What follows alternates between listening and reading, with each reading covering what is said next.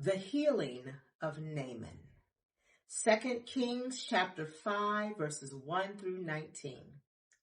The king of Aram had great admiration for Naaman, the commander of his army, because through him the Lord had given Aram great victories. But though Naaman was a mighty warrior, he suffered from leprosy. At this time, Aramean raiders had invaded the land of Israel, and among their captives was a young girl who had been given to Naaman's wife as a maid. One day the girl said to her mistress, "I wish my master would go see the prophet in Samaria. He would heal him of his leprosy." So Naaman told the king what the young girl from Israel had said. "Go and visit the prophet," the king of Aram told him. "I will send a letter of introduction for you to take to the king of Israel." So Naaman started out, carrying as gifts 750 pounds of silver, 150 pounds of gold, and 10 sets of clothing. When the king of Israel read the letter, he tore his clothes in dismay and said, "Am I God that I can give life and take it away? Why is this man asking me to heal someone with leprosy?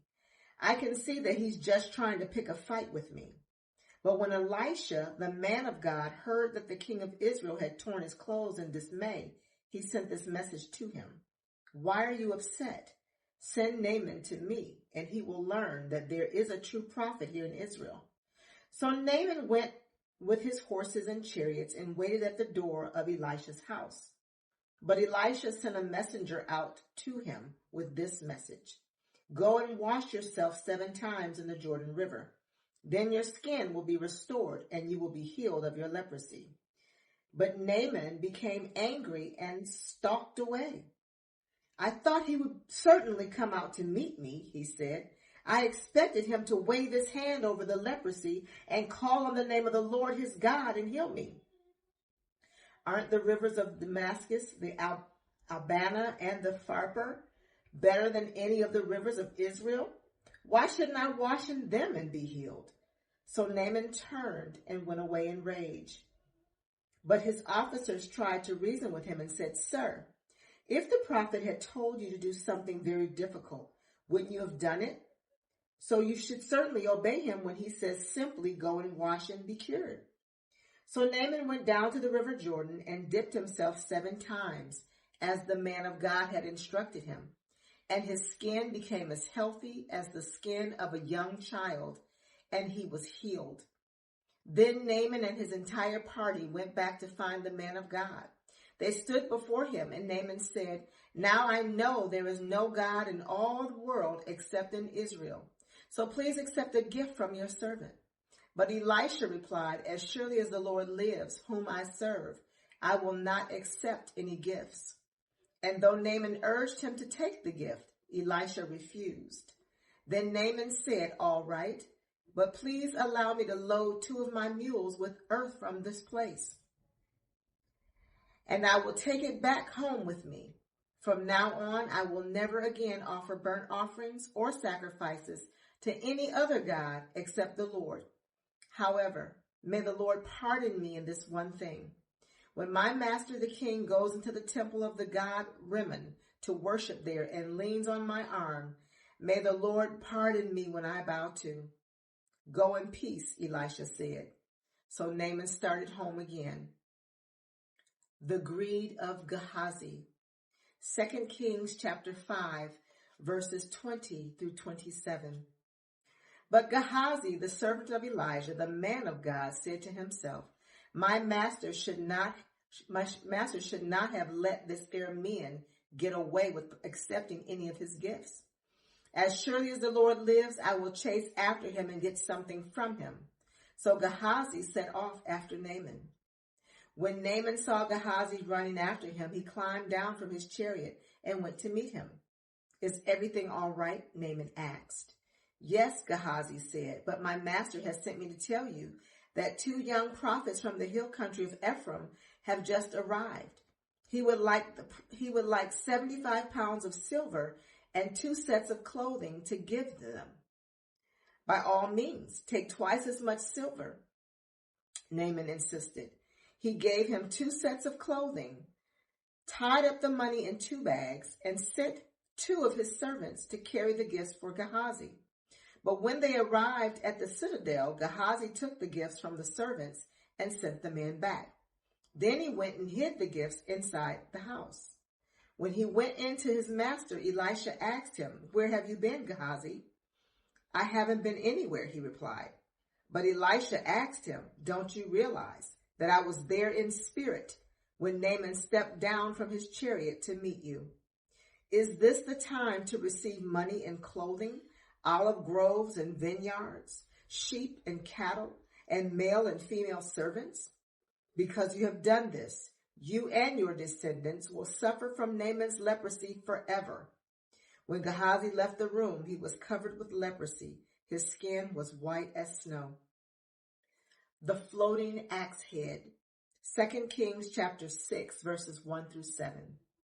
One day the group of prophets came to Elisha and told him, "As you can see, this place where we meet with you is too small. Let's go down to the Jordan River where there are plenty of logs. There we can build a new place for us to meet." "All right," he told them, "go ahead." "Please come with us," someone suggested. "I will," he said. So he went with them. When they arrived at the Jordan, they began cutting down trees. But as one of them was cutting a tree, his axe head fell into the river. "Oh, sir," he cried, "it was a borrowed axe." "Where did it fall?" the man of God asked. When he showed him the place, Elisha cut a stick and threw it into the water at that spot. Then the axe head floated to the surface. "Grab it," Elisha said, and the man reached out and grabbed it. Elisha traps the Arameans. 2 Kings chapter 6, verses 18 through 23.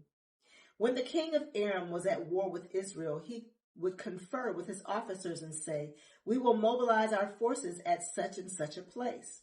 But immediately Elisha, the man of God, would warn the king of Israel, "Do not go near that place, for the Arameans are planning to mobilize their troops there." So the king of Israel would send word to the place indicated by the man of God. Time and again, Elisha warned the king so that he would be on the alert there. The king of Aram became very upset over this. He called his officers together and demanded, "Which of you is the traitor? Who has been informing the king of Israel of my plans?" "It's not us, my lord the king," one of the officers replied. "Elisha the prophet in Israel tells the king of Israel even the words you speak in the privacy of your bedroom." "Go and find out where he is," the king commanded, "so I can send troops to seize him." And the report came back, "Elisha is at Dothan." So one night the king of Aram sent a great army with many chariots and horses to surround the city. When the servant of the man of God got up clearly the next morning and went outside, there were troops, horses and chariots everywhere. "Oh, sir, what will we do now?" the young man cried to Elisha.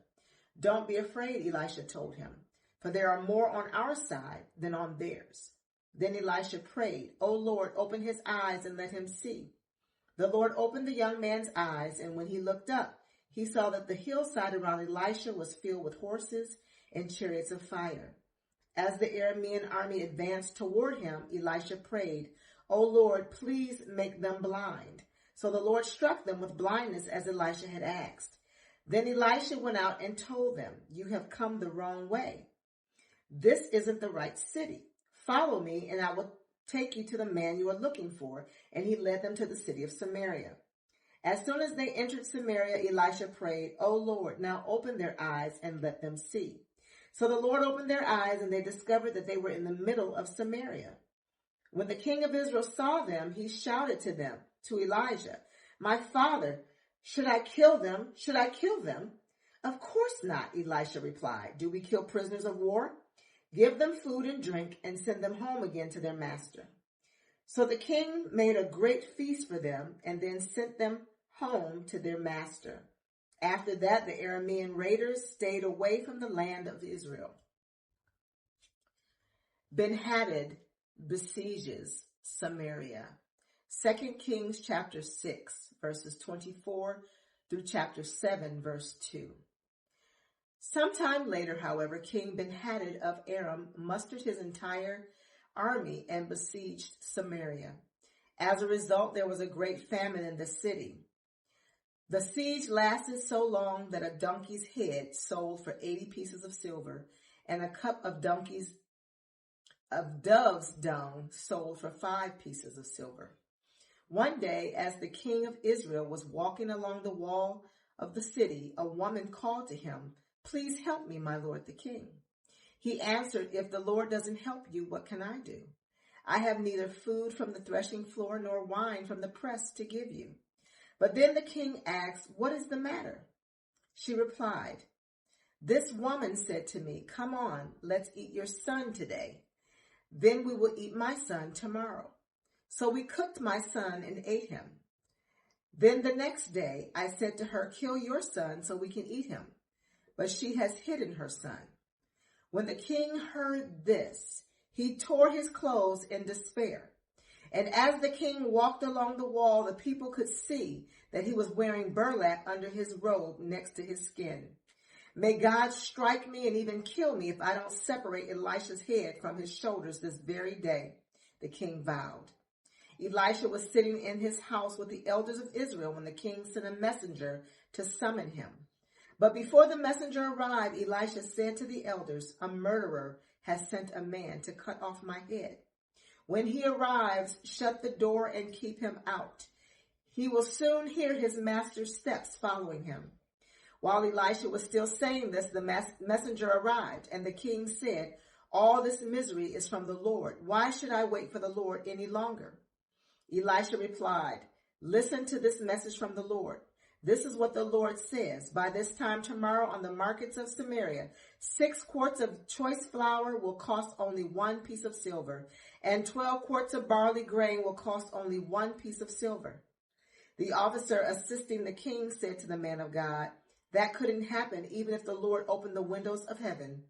But Elisha replied, "You will see it happen with your own eyes, but you won't be able to eat any of it." Outcasts visit the enemy camp. 2 Kings chapter 7, verses 3 through 11. Now there were 4 men with leprosy sitting at the entrances of the city gates. "Why should we sit here waiting to die?" they asked each other. "We will starve if we stay here, but with the famine in the city, we will starve if we go back there. So we might as well go out and surrender to the Aramean army. If they let us live, so much the better. But if they kill us, we would have died anyway." So at twilight, they set out for the camp of the Arameans. But when they came to the edge of the camp, no one was there. For the Lord had caused the Aramean army to enter the clatter of speeding chariots and the galloping of horses and the sounds of a great army approaching. "The king of Israel has hired the Hittites and Egyptians to attack us," they cried to one another.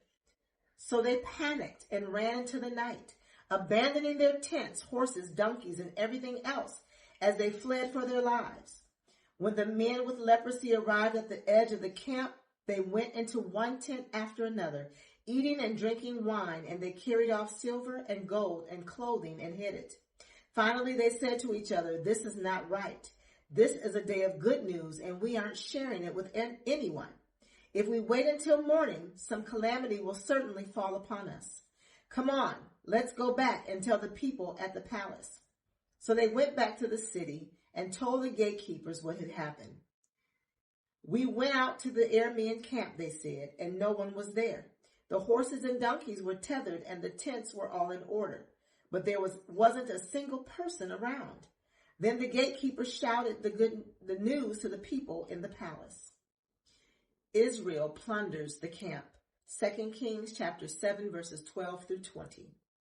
The king got out of bed in the middle of the night and told his officers, "I know what has happened. The Arameans know we are starving, so they have left the camp and have hidden in their fields.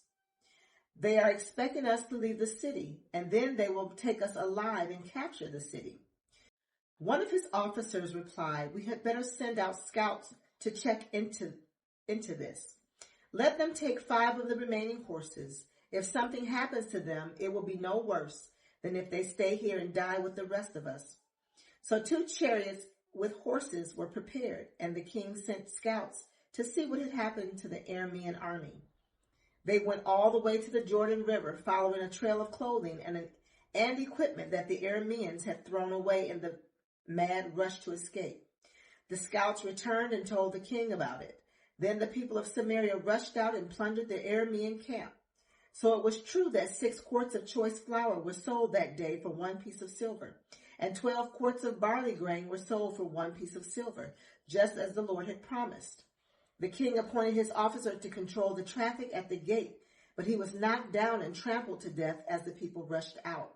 So everything happened exactly as the man of God had predicted when the king came to his house. The man of God said to the king, "By this time tomorrow in the marketplace of Samaria, 6 quarts of choice flour will cost 1 piece of silver, and 12 quarts of barley grain will cost 1 piece of silver." The king's officer had replied that couldn't happen even if the Lord opened the windows of heaven. And the man of God had said, "You will see it happen with your own eyes, but you won't be able to eat any of it." And so it was, for the people trampled him to death at the gate. The woman from Shunem returns home. 2 Kings chapter 8, verses 1 through 6.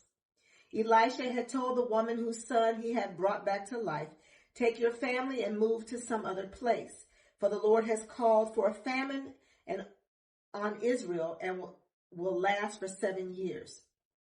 That will last for 7 years." So the woman did as the man of God instructed. She took her family and settled in the land of the Philistines for 7 years.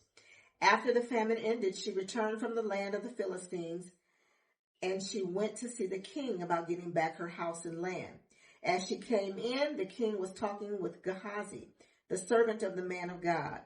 The king had just said, "Tell me some stories about the great things Elisha has done." And Gehazi was telling the king about the time Elisha had brought a boy back to life. At that very moment, the mother of the boy walked in to make her appeal to the king about her house and land. "Look, my lord the king," Gehazi exclaimed, "here is the woman now, and this is her son, the very one Elisha brought back to life." "Is this true?" the king asked her, and she told him the story. So he directed one of his officials to see that everything she had lost was restored to her, including the value of any crops that had been harvested during her absence. Hazael murders Ben-Hadad. 2 Kings chapter 8, verses 7 through 15. 843 BC. Elisha went to Damascus, the capital of Aram, where King Ben-Hadad lay sick. When someone told the king that the man of God had come, the king said to Hazael, "Take a gift to the man of God. Then tell him to ask the Lord, 'Will I recover from this illness?'" So Hazael loaded down 40 camels with the finest products of Damascus as a gift for Elisha. He went to him and said, "Your servant Ben-Hadad, the king of Aram, has sent me to ask, 'Will I recover from this illness?'" And Elisha replied, "Go and tell him, 'You will surely recover.' But actually, the Lord has shown me that he will surely die." Elisha stared at Hazael with a